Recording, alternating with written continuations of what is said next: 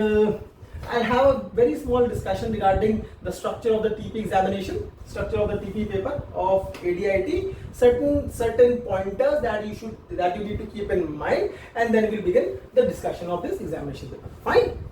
Okay.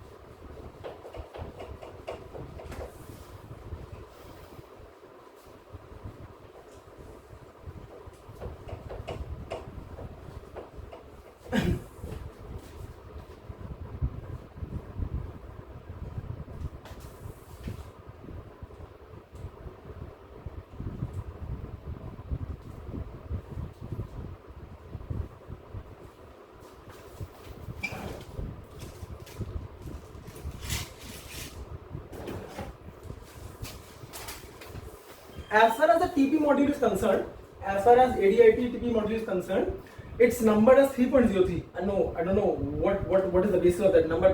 That's hardly our area of concern. It's 3.03. Fine. So TP module is 3.03.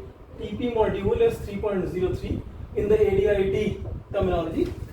Fine. So as far as the structure of the exam is concerned, structure of the paper is concerned,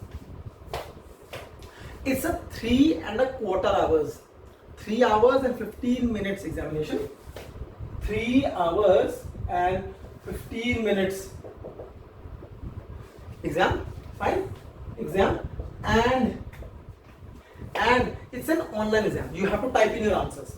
Fine. Previously, I remember at least before COVID, it used to be a normal pen and paper examination, but now at least post COVID they've completely transformed and they've completely switched over to the online version. So 3 hours and 15 minutes examination, completely online examination.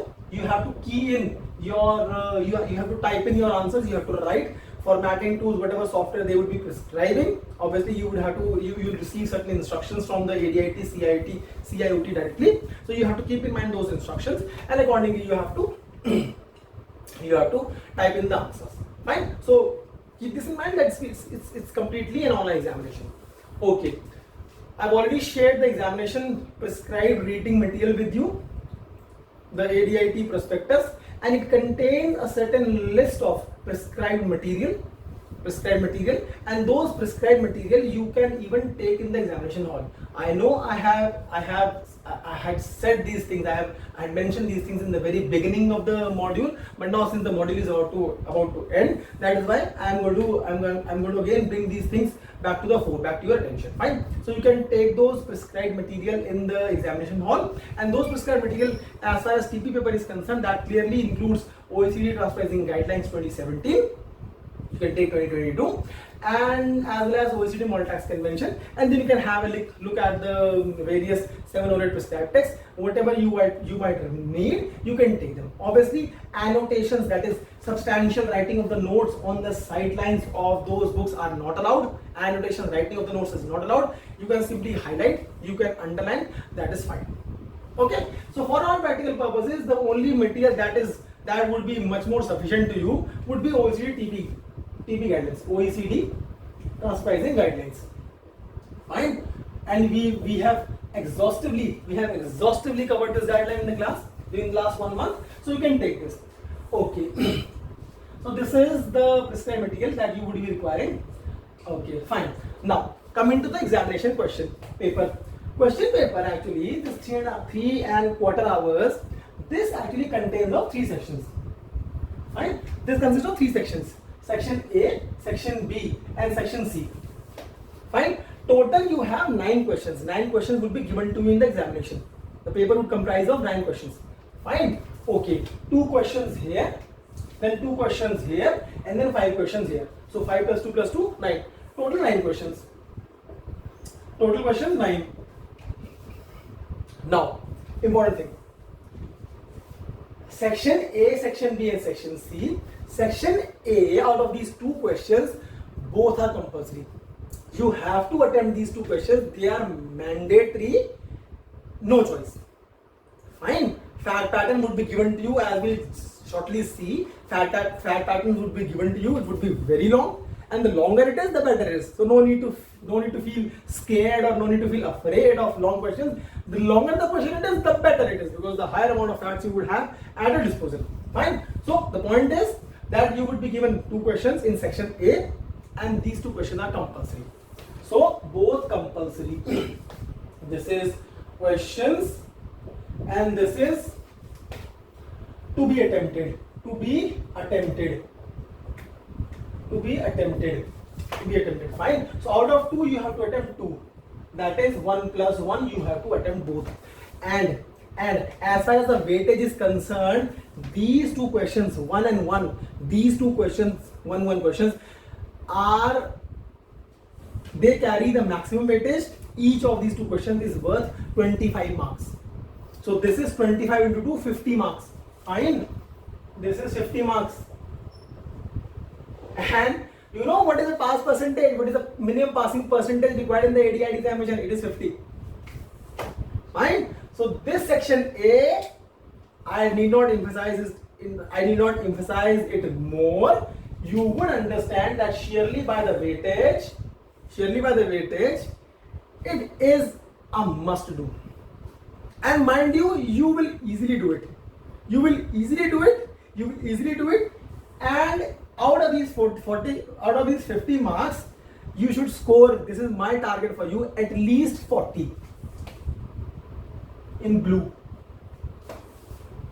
You'll see, you'll score at least, you should score at least 40, at least, mind you, next round maximum. Moving ahead. So 2 questions completed. Fine. Okay. Section B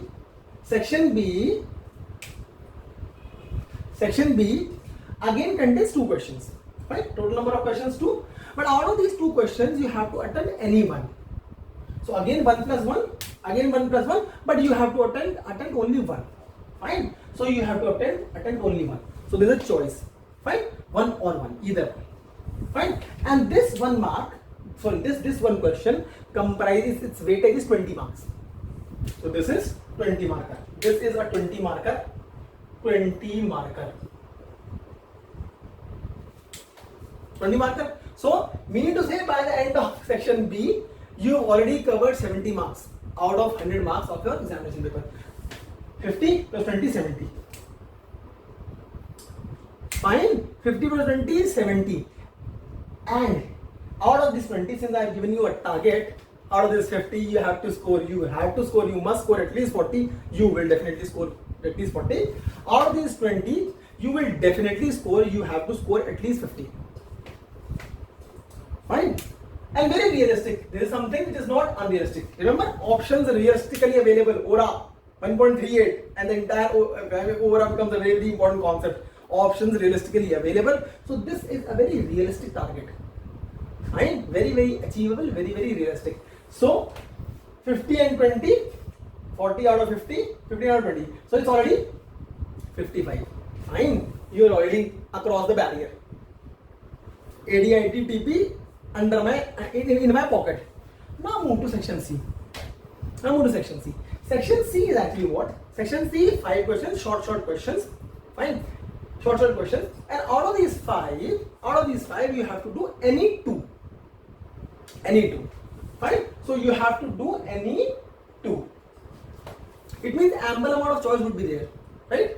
Ample amount of choice. And 2 out of 5, you have an ample amount of choice. 2 questions you have to do out of 5 questions. And these questions, each of these 2 questions would be of 15 mark each, right? So 15 to the 30. So you have what? You have 15 into 2, that is 30 mark.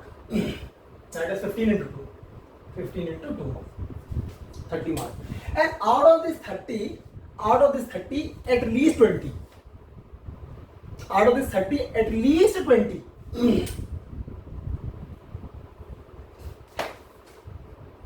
So my target for you, again a minimum target, how much? 60, 40, 20, 60, 15, 75. Distinction, at least. Fine. Until now I haven't seen any of the marks on LinkedIn, people have shared their marks. I haven't seen anyone score more than 65 in TP. I mean, they were all much less than 65. But for you, after the classes and the examination, minimum target should be at least 75. And mind you, this is very, very achievable. Even if you take a 5 more marks, then also you land up with 70. So as far as passing is concerned, believe me, if you look at this entire big question paper in this manner, passing is definitely not a problem. Clear? Again, 2 questions out of 2 compulsory. Each of those questions 25 marks each. 25 2s are 50. Section B, 2 questions out of which you have to attempt only one question, that is 20 marker. So 50 plus 2 20 70. And out of section C, 5 questions. Out of those 5 questions, you have to attempt only 2 questions. 50 marker each. 50 to the 30. So this makes the cumulative. This makes the cumulative as 100. Out of which we are targeting at least 75. Clear? Fine. This is the basic structure of the examination paper. Now, in addition to this, there is a clear-cut demarcation. There is a clear-cut demarcation between section B, section A, B, and C. For all practical purposes, you can take that the entire TP paper is clearly having 2 sections, section A, B, and section C. Why am I saying so? I am saying so because A and B, they are applied sections.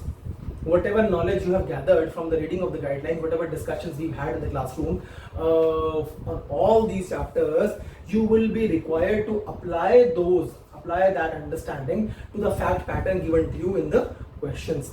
Fine. So this A and B is applied, is application oriented. And mind you, these are not just questions. These are the actual practical problems which you would be facing, because many of you are practitioners. These are the fact patterns, these are the questions which you would be facing, or other type of problems which you would be facing in your current practice. And you would face, even when you complete the examination, when you go to the actual practice, you will be facing these type of questions in your actual practice. So these are not some typical what is this the kind of question that we have here. No. Very, very application and very, very substantive questions. Fine. So section C would be descriptive. These and that issues. So it will be much more direct compared to these 2 sections. And the application, the application focus for section C is much lesser compared to section A and B. And that is why, in fact, that is why the weightage is made in this way. 70 mark is for section A and B. It's only 30 marks here. Fine. So this is the case. Now, when I say that section A and B are application oriented, meaning to say for section A and B,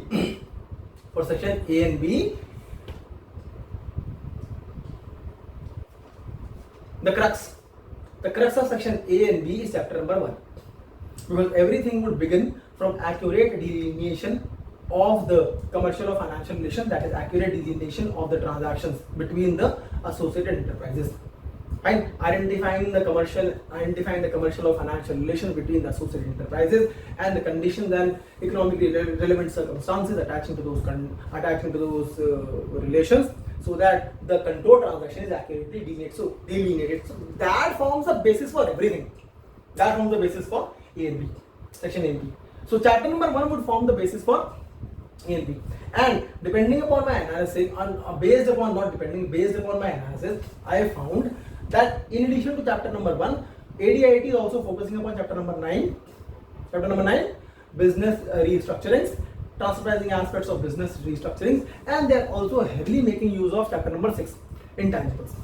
Fine. So more often than not, these two questions would have these 3 chapters. Chapter number 1 forms the basis, and then you have chapter number 9 also applied, chapter number 6 also applied. Fine. So this is the basic structure of the examination pattern. Question paper. Is there anything that you need to ask, and then we'll move forward? I need to give you one more thing, and then we'll move to the question. Is there anything that you need clarification upon in this entire discussion that we've had so far? Everyone? No, sir. Okay. Deepak, Rajat, Akshay, anyone? Any doubt till now? Because this is basic information. Anyone? Fine? Okay. Okay. Fine. So I'll move ahead. Right. Okay. Instead of dropping, I'll do one more thing.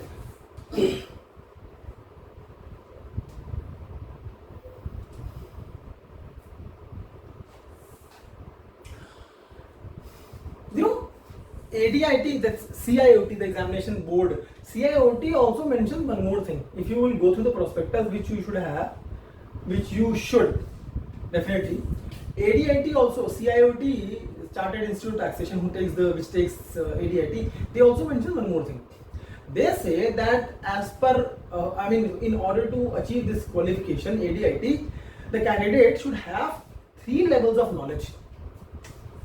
And if you will go through the examination syllabus for any of the modules, you would find certain numbers written in front of every topic and subtopic. 1, 2 and 3. These are the numbers. In fact, this is level 1, this is level 2 and this is level 3. These are the 3 levels of knowledge that CIOT prescribes. CIOT has prescribed that these are the levels of knowledge for those subtopics or topics which the candidate who is attempting ADIT and who envisages to gain this qualification must have. What is level 1? What is level 2? Level 3. Level 1 is awareness of the topic. Level 1 is awareness of the topic, basic understanding. Level 1, basic awareness, basic understanding and awareness. Basic understanding and awareness. Level 1. Fine. For example, the current discussion that we are having about pillar 1 and pillar 2, you are required to have an awareness that something is going on. Even the world community doesn't know what exactly will transpire, what exactly will come out of this. Governments don't know, OECD doesn't know, USA doesn't know. Basic awareness. Understand. That is level 1. Level 1 knowledge. Fine. Level 2. Level 2 knowledge. Level 2 is detailed understanding. Fine. Detailed understanding. Detailed understanding. Detailed understanding. Detailed understanding. And detailed understanding comprises all the chapters that we've done in the TV guidelines. Detailed understanding. You would also be required to apply those. You would also be required to apply that understanding in the solution of the problems. Level 2. Fine. Solution of problems. Remember that LVIGS, low value adding intergroup services. LVIGS. Remember that chart that we made? How do you choose an elective approach? How do the MNEs choose an elective approach for pricing of LVIGS, that is low value adding intergroup services? So I haven't seen a question, but if a question comes, that would be in level 2 and even level 3. You are required to have that understanding from the OECD guidelines, and you are required to apply that understanding on the solution of the problem. How do you calculate the arm's length charge? Fine, that is level 2. And then level 3. Level 3 is advanced knowledge. Advanced knowledge. Advanced knowledge would be interactive. Interplay of multiple sections. Chapter number 1, chapter number 9 combined. Chapter number 1, chapter number 6 combined. Interpretation issues. How do you interpret? How do you interpret the reallocation of profit potential? Oh my God, yes. After business restructuring, when you look for post restructuring control transactions, the FFD has been made into LRD. FFD is fully fledged distributor, LRD is low risk distributor. FFD has been converted into LRD, and that is why the profit potential, that is why there has been a substantial reallocation of profit potential. Interpretation issues. Clear? Level 3. Fine. So section A and section B, especially section A, requires this level 3 and level 2. I mean, A and B both require. A and B section, they both require level 2 and level 3 knowledge. Fine. And section C, 1 and little bit of 2. Clear? Fine. This is why you need to understand that this section A and section B, that is why they are so heavily weighted. They are so heavily weighted, and that is why the question would be long. With this, the preliminary discussion regarding the structure, module, type of questions, level of understanding required for this module, I have completed. Now I'll move on to the actual question paper of December 2021.